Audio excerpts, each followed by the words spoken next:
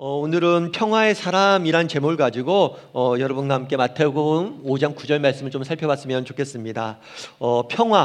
평화는 성경 전체에 굉장히 많이 퍼져 있는 중심 사상이라고 할 수 있습니다. 이 평화라는 단어, 샬롬이라는 단어가 성경 전체에 한 400번 정도 등장을 해요. 꽤 많이 등장하는 단어입니다. 뿐만 아니라 예수님께서 이 땅에 오셨을 때 천사들이 나타났죠. 천사들이 나타나서 뭐라고 그랬어요? 하늘에 있는 영광이요 땅에는 평화로다. 다르게 말하면 예수님께서 이 땅에 오신 이유가 무엇이냐? 우리에게 평화를 주시기 위해서 오셨다라고 말씀하십니다. 그만큼 성경의 중심 사상이자 예수님께서 이 땅에 오신 이유가 뭐예요? 평화예요, 평화. 그만큼 평화는 기독교에 있어서 중요한 개념입니다. 그렇다면 세상은 어떨까요? 예수님께서 이 땅에 오신 이유가 이 땅에 평화를 주시기 위해서 오셨다고 그러는데 세상은 이 평화를 누리고 있을까요? 사실 세상은 그렇지 못하는 것 같습니다. 요즘 많은 세상 사람들이 대부분은 뭘 믿냐면 진화론을 믿어요. 진화론의 가장 기본적인 논리는 뭐죠? 인류가 발전하기 위해서, 진화하기 위해서는 서로 경쟁해야 된다는 거죠. 서로 다투어야 된다는 거예요. 그래서 이긴 사람은 살아남고 진 사람은 도태되는 거죠. 인류가 계속해서 진화하기 위해서는, 사회가 계속해서 발전하기 위해서는 이런 다툼과 경쟁은 불가피한 거예요. 따라서 이 세상에서는 평화가 들어갈 개념, 평화라는 개념이 들어갈 공간이 없어요. 실제로 인류 역사를 여러분들이 한번 쭉 보십시오. 인류 역사를 보면 정말 평화가 있었던 적이 거의 없어요. 평화로운 시대가 있었지만 그건 굉장히 일시적이고 임시적이었음을 발견할 수 있습니다. 여러분 유엔이라는 단체를 아시죠? 유엔은 2차 세계대전 후에 정말 다시는 이런 전쟁을 하지 말자라고 전 세계 사람들이 모여서 함께 기구를 만든 거예요. 전 세계 사람들이 다시는 전쟁으로 인해서 우리가 이렇게 피 흘리지 맙시다. 진정한 평화를 만들어냅시다 라고 시작한 게 유엔이에요. 그런데 아이러니하게 기록을 보면 유엔이 시작된 다음에 인류의 지구상의 전쟁이 끊인 적이 없어요. 유엔이 발족한 다음에 세계 곳곳에서 국지전으로 정말 끊임없이 전쟁이 발생했대요. 지금도 마찬가지죠. 러시아가 우크라이나를 침공해서 수년째 전쟁 중에 있잖아요. 그것으로 인해서 얼마나 많은 사람들이 힘들어하고 고통당하고 있습니까? 그만큼 인류는 끊임없이 전쟁을 반복해 온 거예요. 그래서 빌리 그레함 목사님 같은 경우는 이렇게 이야기합니다. 뭐라고 이야기하냐면 만약 화성에서 온 지구인이 지구의 주력 산업을 정직하게 보고한다면 전쟁이라고 보고해야 될 것이다. 우리는 너무 이런 삶에 익숙해져 있어요. 그래서 우리가 얼마나 전쟁을 자주 하는지 몰라요. 그런데 정말 객관적인 시각으로 본다면 인류의 주력 산업은, 인류가 가장 많이 하는 일은 전쟁이란 거예요. 그러면서 뭐라고 얘기하냐면 그는 지구상의 나라들이 누가 더 강력한 무기를 만들 수 있고 누가 더 많은 핵무기를 가질 수 있는지 경쟁한다고 보고할 것이다. 그는 지구인들은 싸우기를 너무 좋아해서 서로 사이좋게 지낼 수 없으며 너무 이기적이어서 서로 평화롭게 살 수 없다고 보고할 것이다. 이 이야기를 듣고 공감이 됐어요. 실제로 정직히 우리의 모습을 보면 이렇다는 거예요. 여러분 우리 사회는 어떻습니까? 오늘날 우리 사회가 얼마나 갈등과 분열과 다툼이 많아요. 세대 간의 갈등, 지역 간의 갈등, 정치적인 갈등, 이념적인 갈등. 정말 끊임없이 갈등이 계속되고 있잖아요. 그리고 그 갈등이 점점 골이 깊어지고 있잖아요. 개인의 삶은 어떻습니까? 지난 한 주간 여러분의 삶들을 돌아보십시오. 다툼이 없고 갈등이 없고 분열이 없이 살아온 적이 있습니까? 정말 세상 속에서의 우리의 삶을 보세요. 늘 무엇인가 부딪히고 갈등하고 분열하고 다투고, 어떤 사람들은 그렇게 위로하죠. 이것들을 통해서 우리는 발전할 것이다. 그게 진화론의 논리죠. 정말 세상엔 평화가 없습니다. 그런데 그 당시에도 마찬가지였어요. 예수님께서 이 말씀을 전하실 때도 당시도 이스라엘 전역에 평화가 없었습니다. 로마의 지배를 받고 있었고, 로마와 투쟁하고 있었고, 로마와의 대항을 위해서 싸우고 있었고, 뿐만 아니라 이스라엘 내에서도 정말 무슨 파다 갈등을 겪고 있었고, 또 이 민족들과 끊임없이 경쟁하고 있었어요. 그런 상황 속에서 뭐라고 이야기하냐면 정말 행복한 사람 누구냐? 평화의 사람이 행복한 사람이다 라고 말씀하신 거예요. 그럼 예수님께서 말씀하신 평화란 무엇인가? 또 우리는 어떻게 하면 평화의 사람이 있을지에 대해, 평화의 사람이 될 수 있을지에 대해서, 그래서 정말 이 평안이 주는 복을 누릴 수 있을지에 대해서 몇 가지 이야기를 좀 나눠봤으면 좋겠습니다. 먼저 우리가 평화의 사람이 되기 위해서는 정말 무엇보다 필요한 게 뭐냐면 하나님이 주시는 평화를 누릴 수 있어야 돼요. 오늘 구절에는 이렇게 시작되죠. 화평하게 하는 자는 복이 있나니. 이 화평이라는 단어는 평화라는 단어와 똑같은 의미예요. 성경에서는 샬롬이라고도 이야기를 합니다. 그럼 평화란 무엇일까요? 오늘 제목에 평화의 사람이라는 제목을 잡았는데 평화란 도대체 무엇일까요? 평화의 사전적인 의미는 뭐냐면 싸움과 다툼이, 갈등이 없는 상태, 싸움과 갈등이 없는 상태를 평화라고 이야기합니다. 그러면 정말 싸움과 다툼이 없으면 평화로울까요? 진정한 평화는 단순히 싸움과 갈등이 없는 것을 넘어선 개념이에요. 오늘날 우리 사회, 한국 사회는 휴전 상태예요. 휴전 상태는 뭐냐면 잠시 전쟁을 멈춘 상태예요. 우리는 평화롭게 산다고 생각할 수 있죠. 왜냐하면 지금 당장 전쟁이 일어나지 않으니까.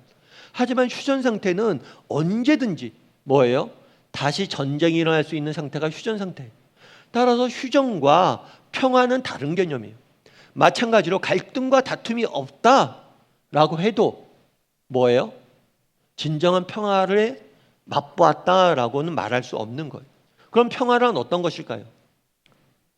제가 재밌는 책을 하나 봤어요. 그건 뭐냐면 동화책이에요. 동화책.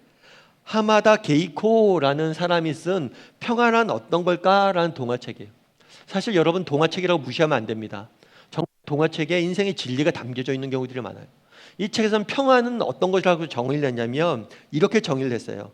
평화란 내가 태어나길 잘했다고 아는 것.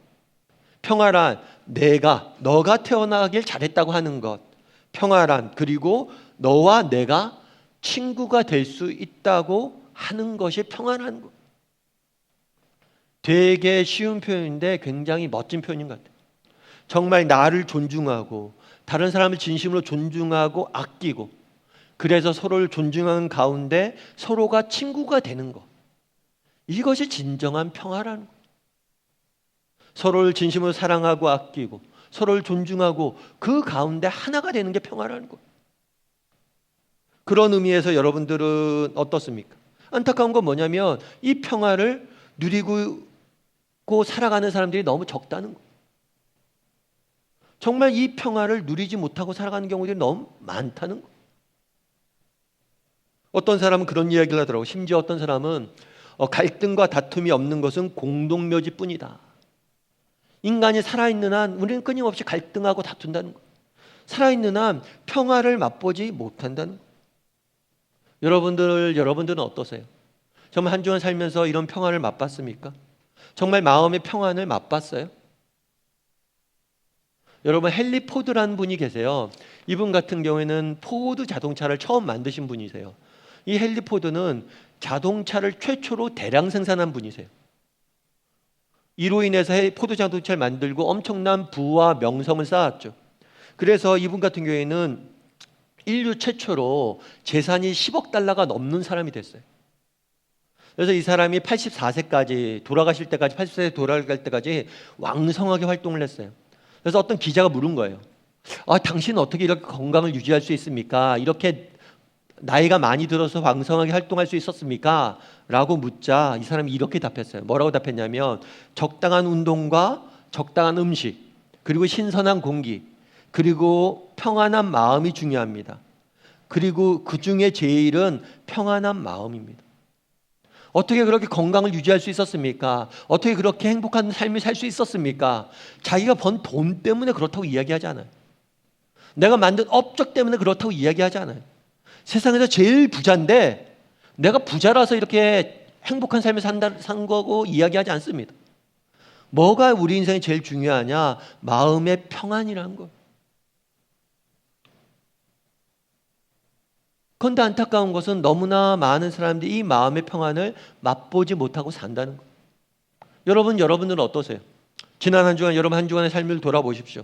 여러분 진정 마음의 평안을 맛봤습니까? 정말 한 주간 살면서 평안하게 하루를 보내고 하루를 마감할 때 정말 내가 평화로워 평안해 내 마음이 정말 평안해. 이런 걸 느꼈습니까? 우리가 예수를 믿는다고 그러면서도 이런 평안을 맛보지 못할 때가 너무나 많아요. 그럼 어떻게 하면 이 평안을 맛볼 수 있을까요? 빌립보서 4장 6절에는 이렇게 말합니다. 우리 한번 같이 읽어볼까요? 같이 읽도록 하겠습니다. 아무것도 염려하지 말고 다만 모든 일에 기도와 간구로 너희 구할 것을 감사함으로 하나님께 아뢰라. 그리하면 모든 지각에 뛰어난 하나님의 평강이 그리스도 예수 안에서 너희 마음과 생각을 지키시리라. 이 빌립보서는 바울이라는 사람이 빌립보 교인들에게 보낸 편지예요. 바울이 이 편지를 특별히 어디서 썼냐면 감옥에서 썼어요. 그래서 이 편지는 옥중서신이라고 알려져 있습니다. 그런데 여러분 생각해 보세요. 여러분이 감옥에 갇혔다고 생각해 보세요. 그리고 특별히 그 당시 바울은 사형당하기 직전이었어요. 감옥에 갇혔고 언제 죽을지 모르는 상황이에요. 그럼 여러분들은 어떻게 했어요? 여러분 마음이 평안하겠습니까? 정말 마음이 정말 불안과 염려와 걱정이 없이 평안히 그곳에 잠들 수 있겠어요? 쉬운 문제는 아닐 거예요. 그만큼 개인적으로 바울은 여러 가지 많은 고민거리들이 있었습니다. 뿐만 아니라 사역적으로 고민이 많았어요. 감옥에 갇혀 있잖아요. 그런데 곳곳에서 자기가 개척했던 교회에 대한 이야기가 들려옵니다. 그런데 이 이야기가 좋은 이야기가 아니에요. 교회가 분열되었습니다. 교회가 서로 다투고 있습니다. 어떤 교회가 큰 핍박을 받았습니다. 이런 얘기를 계속 듣는 거예요. 그런데 이런 상황 속에서도 바울이 자신의 마음의 평안을 잃어버리지 않을 수 있었던 비결이 있어요.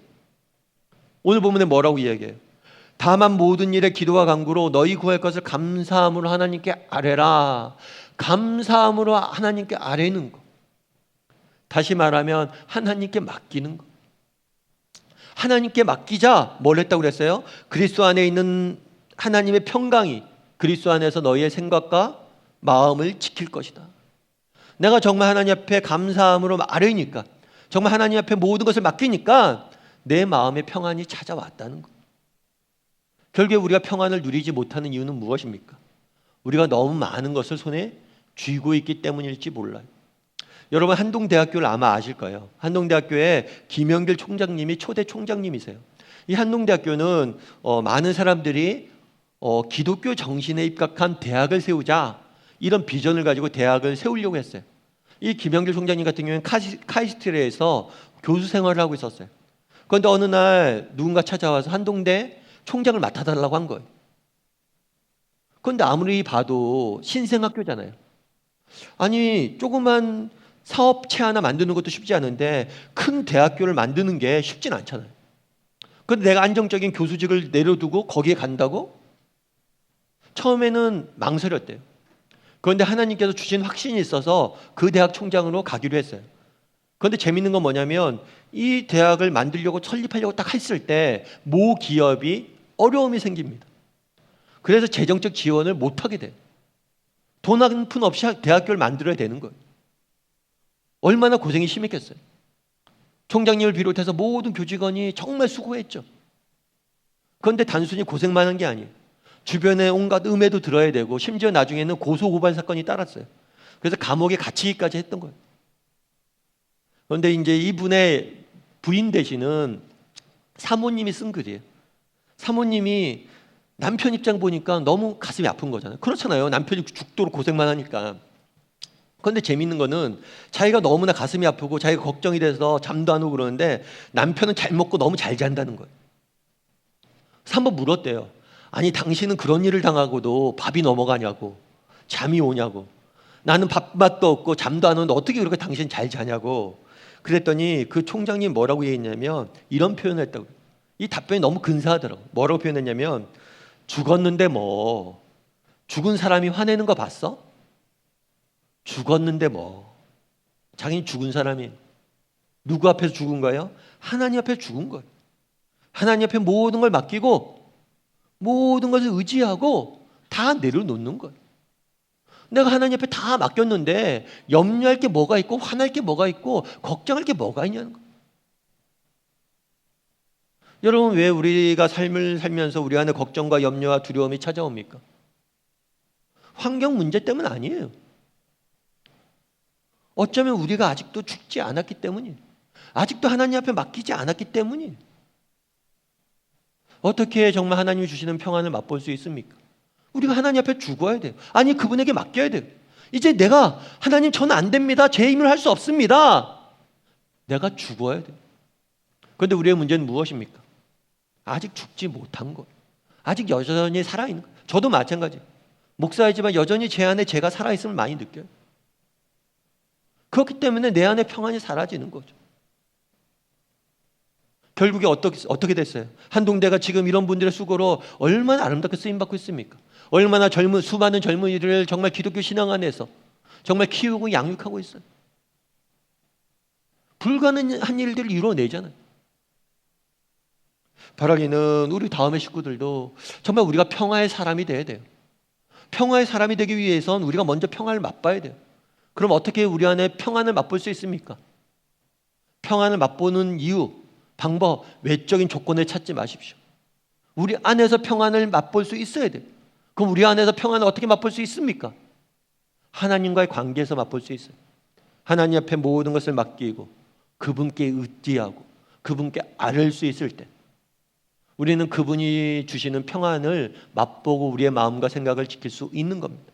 바라기는 우리 다음의 식구들이 정말 하나님을 의지함으로 하나님께 모든 걸 맡김으로 정말 하나님이 주시는 평화를 맛볼 줄 아는 저와 여러분이 되기를 주님의 이름으로 소원합니다.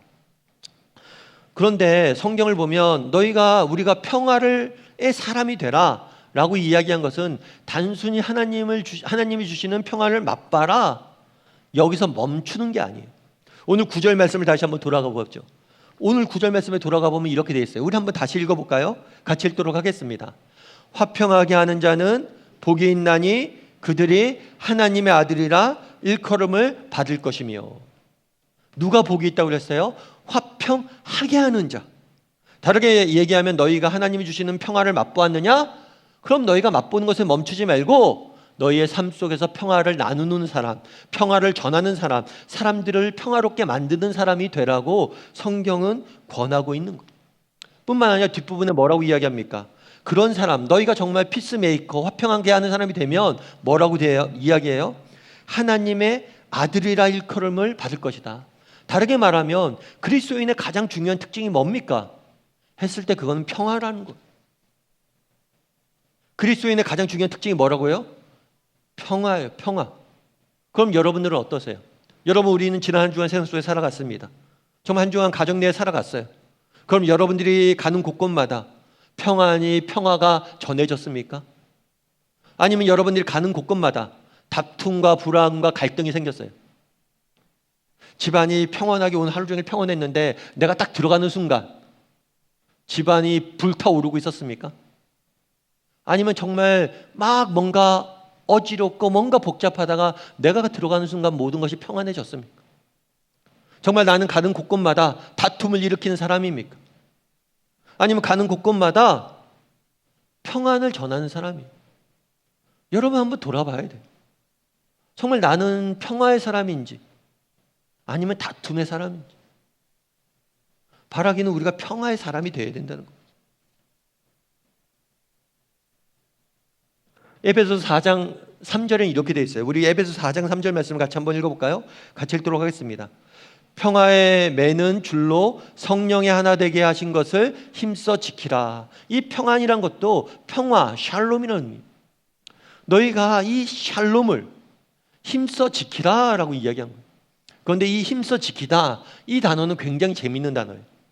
그 당시에 이 시대는 로마 시대였어요. 그런데 로마 시대는 안 좋은 문화가 하나 있었어요. 그건 뭐냐면 로마 시대에는 원형 경기장에 검투사들을 불러 모읍니다. 그리고 검투사들이 싸우는 걸 봐요. 이 검투사들은 죽을 때까지, 서로를 죽일 때까지 싸워요. 그걸 보고 로마 사람들은 환호하고 즐기고 박수쳐요. 그런 나쁜 문화가 있었던 거죠. 폭력적인 문화인 거죠. 그런데 이 검투사들이 이제 검투장에 들어가려면 훈련을 받잖아요. 훈련을 받고 검투장에 들어가기 전에 이 사람을 훈련시켰던 조교가, 선생님이 하는 얘기가 어떤 얘기냐면 스푼하죠.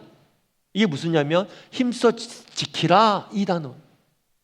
그러니까 이 힘써 지키다라는 단어는 검투사가 생명을 걸고 싸우는 것처럼 열심히 싸우는 굉장히 강력한 단어. 그렇다면 왜 이렇게 강한 단어를 썼냐는 거예요. 그만큼 사실은 평화의 사람이 되는 게 쉽지 않다는 거예요. 그렇지 않겠어요? 여러분, 세상은 전쟁터입니다. 전쟁터에서 뭘 해야 돼요? 전쟁해야죠.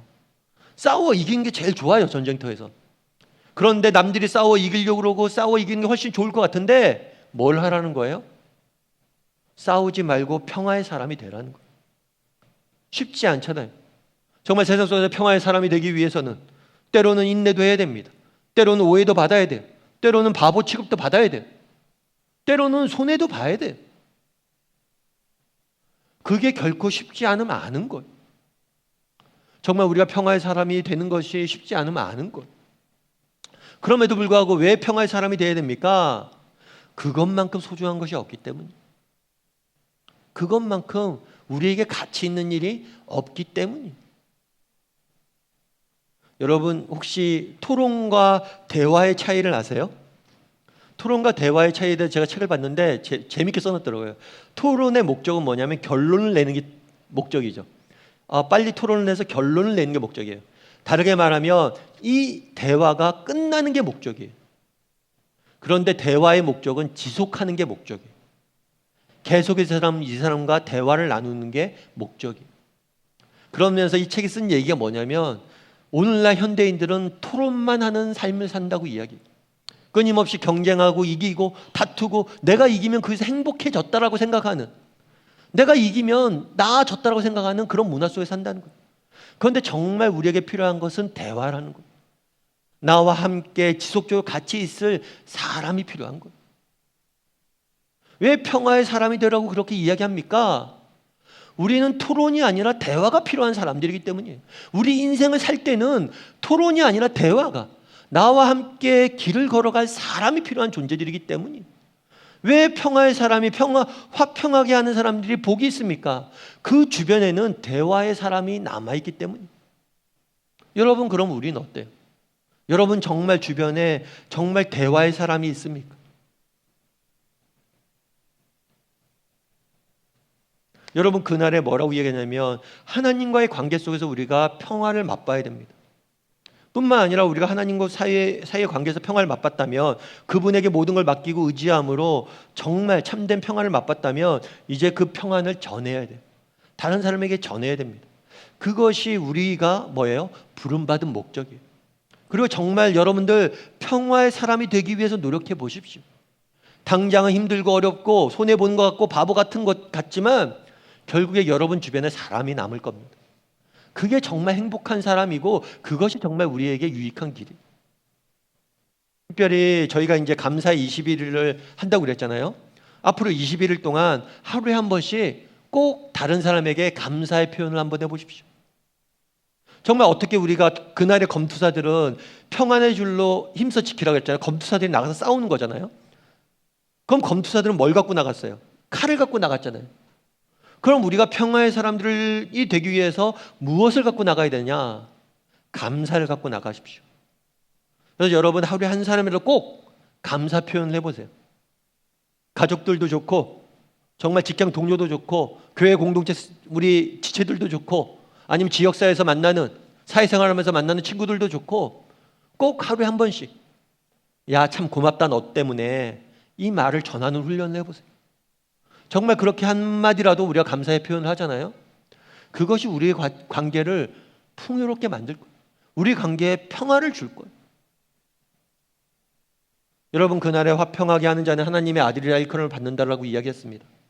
정말 우리가 하나님의 그리스도인이잖아요. 하나님이 우리를 구원하셨잖아요. 우리를 왜 구원하셨어요? 우리가 평화의 사람이 되길 원하십니다. 정말 그 마음을 알고 정말 평화를 추구할 줄 아는 사람이 되었으면 좋겠어요. 하나님과의 관계에서 평화를 누리고 또 사람들과의 사이에서 평화를 누릴 줄 아는 저와 여러분이 되기를 주님의 이름으로 소원합니다.